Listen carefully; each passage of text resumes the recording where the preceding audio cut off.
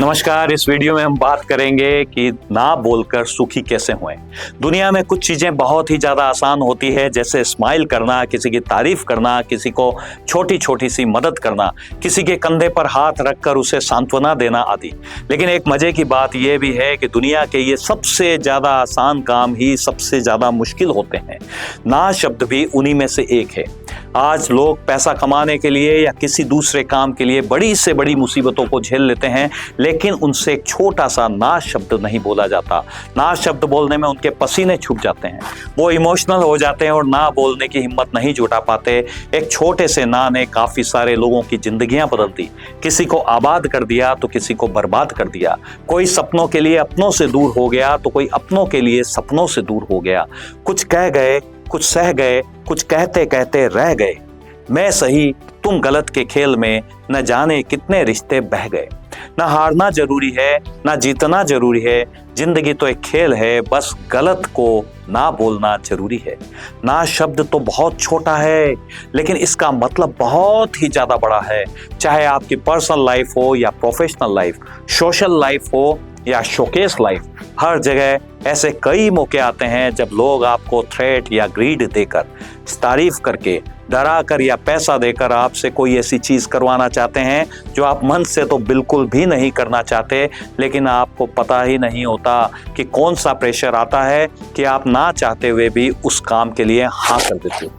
और आपके द्वारा बोला गया वह छोटा सा हाँ कई बार आपको पूरी जिंदगी अपने सपनों से दूर कर देता है।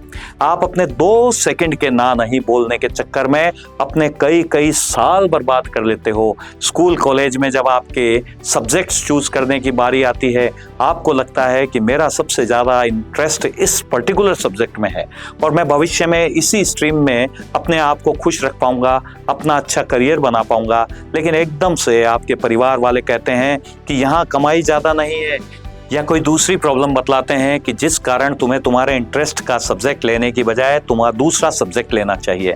आप दबाव प्रेशर में आकर उससे ना नहीं कर पाते और बिना पसंद का सब्जेक्ट लेकर डिस्कम्फर्ट हो जाते हो। बाद में आप पूरी ज़िंदगी उस पर काम तो करते हो, लेकिन आपको उसमें खुशी नहीं मिल पाती। हो सकता है आप किसी लड़की या लड़के को पसंद करते हो, लेकिन वह किसी और कास्ट की हो या फिर फाइनेंशियली आपसे कमज़ोर हो। फिर से एक भविष्यवाणी की जाती है कि ये तुम्हारे लिए ठीक नहीं है, तुम्हें भविष्य के लिए इससे संबंध नहीं बनाने चाहिए। बस फिर क्या है, आप एक ओबीडिएंट बच्चे की तरह त्याग की मूर्त बन जाते हो और अपने प्यार को छोड़कर किसी और की शरण में चले जाते हो। कुछ लोगों का भरोसा बनाने के लिए कुछ लोगों का भरोसा तोड़ देते हो। कभी आपसे कोई रुपए लेने आता है तो आप उसे ना नहीं कर पाते। इवन खुद के पास रुपए नहीं होने के बावजूद दूसरों से उधार लेकर भी उसकी मदद कर देते हो। एक बार तो आप उससे अच्छे रिलेशन बना लेते हो, लेकिन जब समय पर आपका पेमेंट नहीं चुकाता है तो फिर जिंदगी भर के लिए उससे रिलेशंस बिगाड़ लेते हो। बिजनेस प्रोफेशन हो या किसी सेलिब्रेशन का मौका, एक छोटा सा ना नहीं बोल पाने के कारण आप हर समय सेक्रीफाइस करते रहते हो। हर समय दूसरों को सुखी करते करते आप खुद अंदर से कितने दुखी हो जाते हो। जरा सोच कर देखिए कि आपका जन्म सेक्रीफाइस करने के लिए ही हुआ है। जब आप किसी का वंश बनने के लिए किसी के अंश में प्रवेश कर रहे थे, उस समय आपने कई लाख जीवन की रेस में पीछे छोड़ दिया था। भगवान ने आप पर भरोसा कर आपको मनुष्य योनि में भेजा।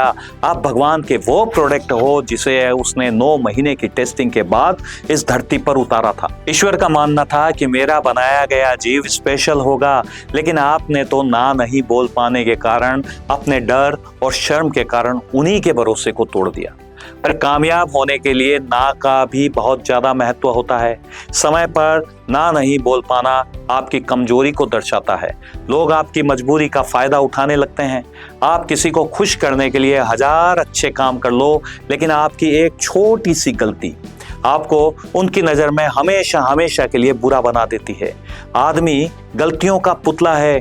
आज किसी का सम्मान करते हुए आप ना की बजाय हाँ बोलकर उन्हें टेम्परेरी खुशी दे दोगे, लेकिन इससे सामने वाला और भी ज़्यादा डिमांडिंग हो जाएगा और वह चाहेगा कि हर बार आप उसकी बात मानो, चाहे आप अपनी जगह सही हो या गलत हो। और यदि एक बार भी आपने उसकी बात नहीं मानी यानी ना कर दिया, तो वो आप पर गलत का ठप्पा लगा देगा। पुरानी सारी अच्छाइयों को भूलकर वह केवल और केवल आपकी बुराई ही देखेगा। आज इंसान की सोच उस मक्खी की तरह हो गई है जो सारे खूबसूरत बदन को छोड़कर एक घाव पर जाकर बैठती है।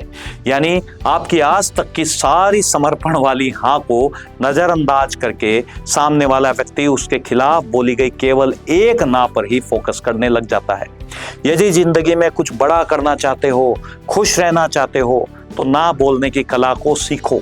जिंदा हो तो लहरों के खिलाफ तैरना सीखो, क्योंकि लहरों के साथ तो अक्सर लाशें बहा करती है। बेशक तुम हीरे हो, लेकिन सामने वाला तुम्हारी कीमत अपनी हैसियत और औकात के हिसाब से ही नापता है।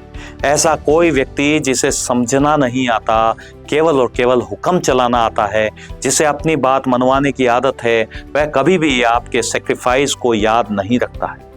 ध्यान रहे, तुम्हारी मर्जी के बिना तुमसे कोई भी हाँ नहीं करवा सकता। व्यवहार में बदजुबानी और चेहरे पर नकाब लिए फिरते हैं, खुद के बही खाते बिगड़े हैं और हमसे हिसाब लेने को कहते हैं। सामने वाले को जिस भी चीज में फेलियर का डर होता है वह उसे आपके थ्रू करवाना चाहता है। इमोशनल ब्लैकमेलिंग भी इसमें महत्वपूर्ण रोल अदा करती है। इससे आज़ाद होने के लिए सबसे पहले तो आपको मेंटली स्ट्रांग होना पड़ेगा। अपने ट्रिगर पॉइंट को फाइंड आउट करना होगा, अपने फियर के चैलेंज को ओवरकम कर उस पर कंट्रोल करना होगा। इसके लिए आपको अपने सेल्फ ट्रस्ट को बिल्ड करते हुए अपनी विल पावर को स्ट्रॉन्ग करना पड़ेगा। ऐसे अवसर पर आपको अपने दिल की बजाय दिमाग से सोचना होगा। बैक ऑफ द माइंड आपको यह भी एक्सेप्ट करना होगा कि आपके लिए सबसे ज्यादा महत्वपूर्ण आप खुद हो और आपकी खुद की खुशी है। खुद को खुश रखना भी आपकी एक बहुत बड़ी रिस्पॉन्सिबिलिटी है। किसी के इमोशनल ब्लैकमेलिंग या थ्रेट देने पर तुरंत ना को हाँ में बदलने की बजाय उनके हाँ से लड़ना होगा और अपने ना के पक्ष में स्ट्रांगली पक्ष रखना होगा। फिर अपने दिमाग से पूछना होगा कि क्या सही है, क्या गलत है। आपके बिना इच्छा से बोले जाने वाले हाँ के लिए आपको कितना सफ़र या सेक्रीफाइस करना होगा। यदि ये कुछ ही देर के लिए है तब तक तो फिर भी इस पे सोचा जा सकता है, लेकिन यदि इसका नुकसान हमें जिंदगी भर या लंबे समय के लिए उठाना पड़े तो फिर ना या हाँ बोलने में जल्दबाजी करने की बजाय उस पर सोचने के लिए टाइम लिया जाना ही बेनिफिशियल है।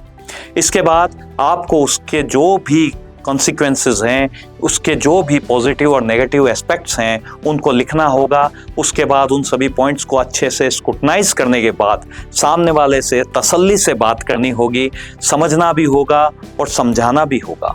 और अंत में जो भी फैसला आपको खुशी के फेवर में लगता है वही फैसला लेना होगा। यदि आपको लगता है कि ना बोलना ही आपके हित में है तो बगैर किसी दबाव और घबराहट के शालीनता से बोल देना ही कारगर उपाय है।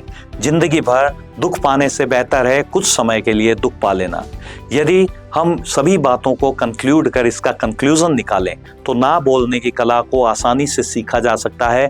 इसके लिए आपको दूसरों से ज़्यादा खुद पर भरोसा करना होगा, दूसरों से ज़्यादा खुद को इज्जत देनी होगी।